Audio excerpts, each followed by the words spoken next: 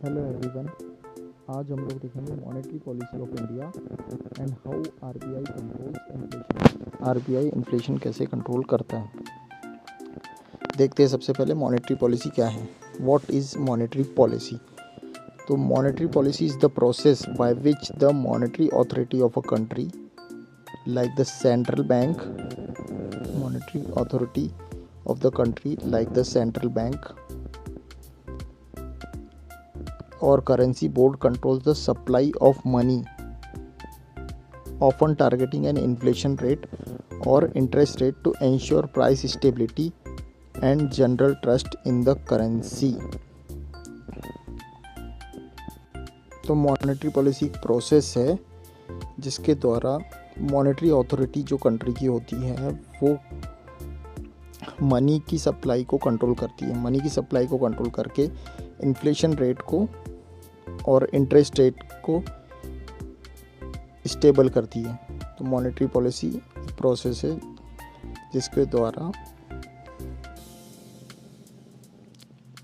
द्वारा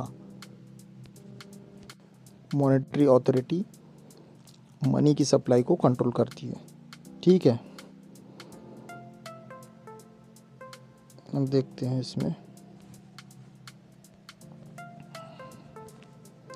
objectives of the monetary policy of India. Monetary policy of India के objective क्या है? Objectives: grow with stability, regulation, supervision and development of financial stability, promoting priority sector, generation of employment, external stability, encouraging saving and investment, and regulation of non-banking financial institute। ठीक है, ये monetary policy है। ये सब dependent है एक दूसरे पे। मॉनेटरी पॉलिसी इम्प्लीकेशंस, उसके डिसीजंस। मॉनेटरी पॉलिसी से डिसीजन लेंगे, इम्प्लीकेशन करेंगे मनी पे, उससे इन्फ्लेशन कैसे कंट्रोल होगा, मनी पे क्या इफेक्ट पड़ेगा, ये सब। Tools of monetary policy. Monetary policy के क्या क्या टूल्स हैं? पहला क्वांटिटेटिव मेजर्स, दूसरा है क्वालिटेटिव मेजर्स। क्वांटिटेटिव मेजर्स में open market operations, bank rate, variation in reserve ratios. And qualitative measures में credit rationing, change in lending margins, moral suasion, direct control.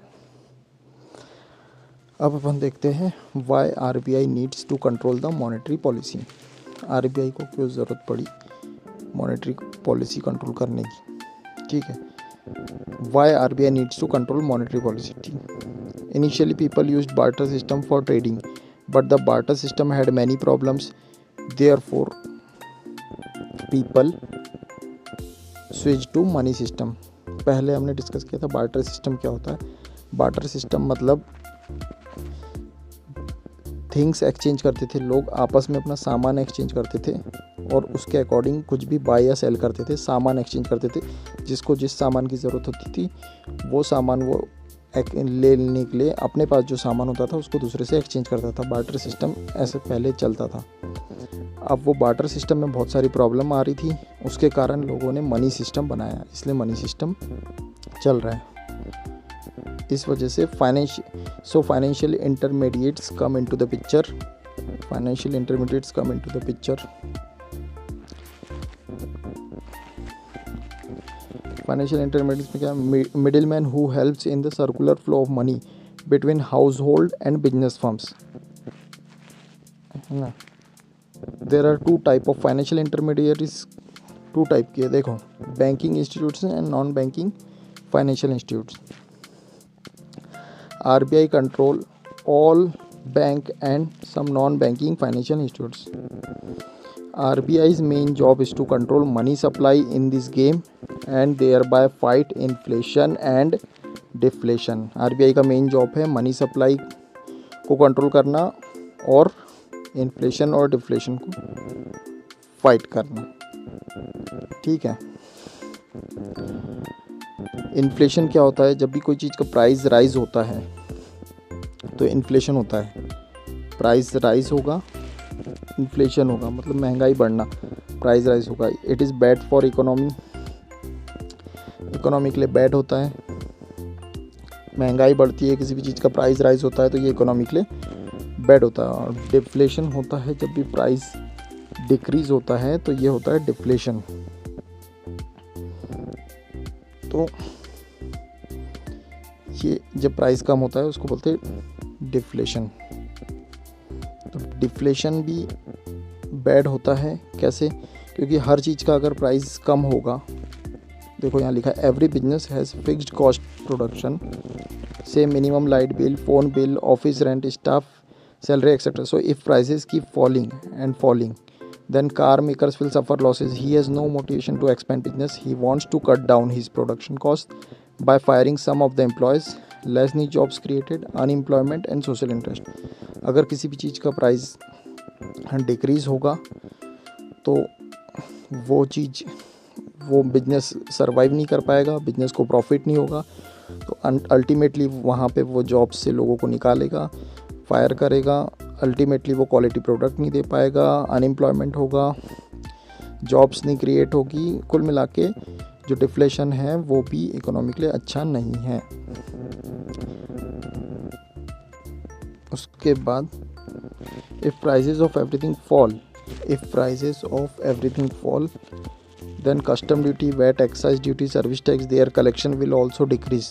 Then government has less money to spend on education, healthcare, social sector, defense. अगर prices fall होगी तो taxes भी government कम लेगी, तो government कम spend कर पाएगी education पे, हेल्थ केयर पे और बाकी फैसिलिटीज़ पे और सुविधाओं पे।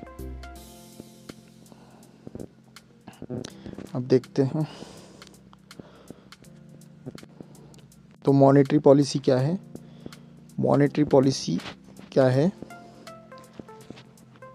It is the policy made by central bank. It is the policy made by central bank to control money supply in the economy. ये मॉनेटरी पॉलिसी बनाई इसलिए है कि मनी सप्लाई को कंट्रोल करने के लिए, इकोनॉमी में मनी सप्लाई को कंट्रोल करने के लिए मॉनेटरी पॉलिसी बनाते हैं। And thereby fight both inflation and deflation. Monetary policy से बोथ इन्फ्लेशन एंड डिफ्लेशन को फाइट करते हैं और मनी सप्लाई को कंट्रोल करते हैं। ठीक है। RBI implements monetary policy using certain tools. There are two type, quantitative tools and qualitative tools. Open market operations or OMO refers to the purchase and sale of short-term and long-term securities by the RBI in the open market. Open market operations refers to the purchase and sale of short-term and long-term securities by the RBI in the open market. RBI के द्वारा purchase और cell करने के लिए जो securities निकाली जाती है ओपन मार्केट में, उसको बोलते हैं open market operations. Open market operations is used to wipe out shortage of money in money market to influence the term and structure of interest rate and to stabilize the market for government securities. Open market operation क्यों use होते हैं? या तो money की अगर shortage हो गई है तो उसके लिए यूज़ होती है मनी को सप्लाई करने के लिए मार्केट में, या फिर अगर मनी की एक्सेस हो गई है तो मनी को मार्केट से निकालने के लिए सिक्योरिटीज़ यूज़ करती है आरबीआई। उसी को बोलते हैं open market operations.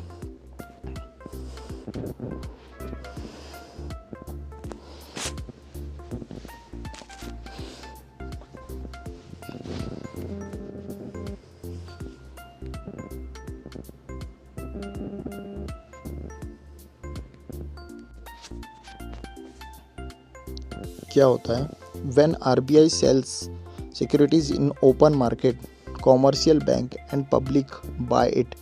This reduces the existing money supply as money gets transferred from the commercial bank to RBI. जब RBI सेल करता है सिक्योरिटीज़ को ओपन मार्केट में तो क्या होता है? कॉमर्शियल बैंक या पब्लिक उसको ख़रीद लेती है। जब सिक्योरिटीज़ को RBI सेल करता है, कॉमर्शियल बैंक या पब्लिक इसको ख़रीद लेती है। इससे क्या होता है? जो एग्जिस्टिंग मनी सप्लाई है मार्केट में, जो मनी सप्लाई है वो उसकी सप्लाई रिड्यूस हो जाती है क्योंकि वो आरबीआई के पास चले जाता है।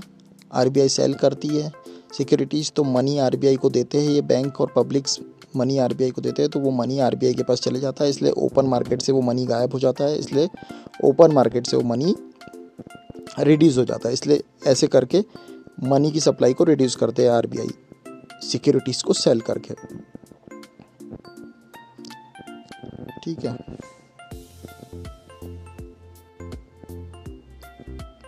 यहाँ पे देखो क्या है, ये आरबीआई है, ये आरबीआई सिक्योरिटीज सेल कर रहा है किसको, बैंक को इसने सिक्योरिटीज सेल की, तो बैंक ने इसके बदले में क्या दिया, मनी दिया।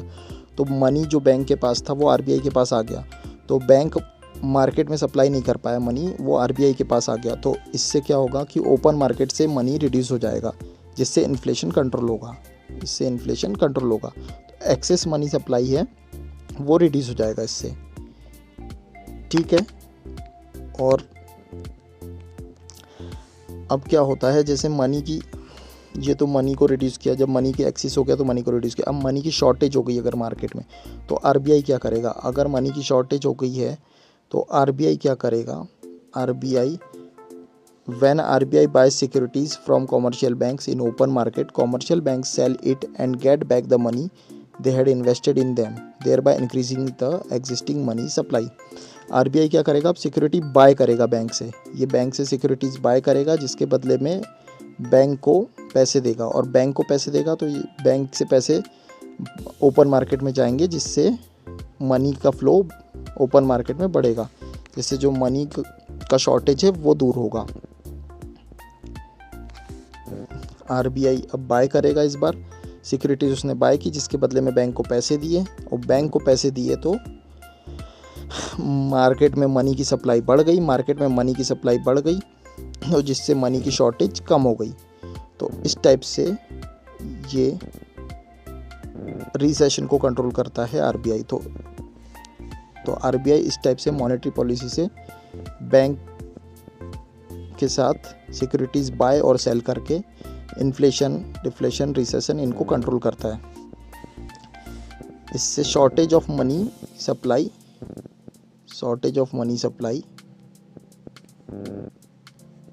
ये लिखा है, shortage of money supply is eased, money supply की शॉर्टेज जो है वो ख़त्म हो जाएगी, क्योंकि आरबीआई ने मार्केट में मनी प्रोवाइड करा दिया है सिक्योरिटीज़ बाय करके।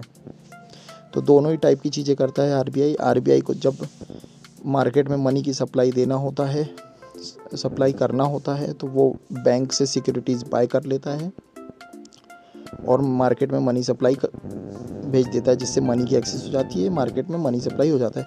और अगर आरबीआई को मार्केट से मनी निकालना होता है तो वो सिक्योरिटीज सेल करता है बैंक को और मनी अपने पास रख लेता है। अब बैंक रेट क्या होता है, बैंक रेट और discount rate is minimum rate at which RBI provides loan to the commercial bank. Bank rate वो रेट होता है जिस पे आरबीआई बैंकों को लोन देता है, बैंकों को लोन इस रेट ऑफ इंटरेस्ट पे देता है। बैंक रेट और discount rate is the minimum rate at which RBI provides loan to the commercial bank. Bank जब लोन लेते हैं आरबीआई से तो वो बैंक रेट पे लेते हैं। Funds are provided either through lending directly or discontinuing or buying money market instruments like commercial bill and treasury bills. ये आरबीआई क्या करता है, लोन देता है। आरबीआई लोन दे रहा है बैंकों को, ये बैंकों को लोन दे रहा है और इसके बदले में ये बैंक आरबीआई को इंटरेस्ट पे करते हैं, बैंक आरबीआई को इंटरेस्ट पे करते हैं। ठीक है, बैंक रेट इंक्रीज होता है जब cost of borrowing of commercial bank rises, fall in credit volume to banks, reduction in money supply. Money supply में रिडक्शन होगा तब बैंक इंक्रीज होगा। ठीक है, बैंक रेट, आरबीआई जब बैंकों को लोन देता है और उनसे बदले में वो बैंक बदले में इंटरेस्ट पे करते हैं, इसको बोलते हैं बैंक रेट। ठीक है, थैंक यू।